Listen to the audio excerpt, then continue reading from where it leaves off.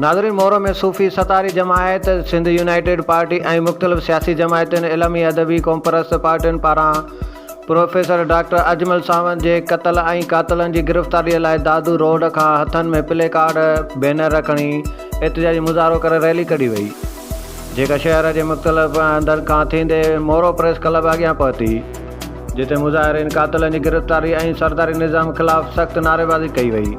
उन मौक़े ते फ़क़ीर खादम हुसैन कलोड़ो, फ़क़ीर शहमीर सोलंगी, आसिफ़ कलोड़ो, इमदाद जरवार, रब्बानी चांडियो, सैयद मुख़्तियार अली शाह, असलम कोरेजो, शाहनवाज़ भट्टी, वज़ीर फराद सोलंगी, गुलाम मुर्तज़ा मशहूरी, आबाद शाह, ज़ुल्फ़कार अली खोसो ऐं ॿिया करे रहिया हुआ, जिते हिननि चयो त क़बीलाई जहिड़ा सिंध लाइ नासूर बणिजी चुका आहिनि।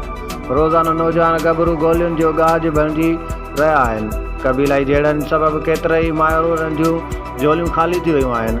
हिननि चयो त प्रोफेसर डॉक्टर अजमल सावंत जो क़त्ल सिंध जे शऊर, सिंध जे तइलीम, सिंध जे मुस्तक़बिल जो क़त्ल आहे, जंहिंजी मज़म्मत करियूं था।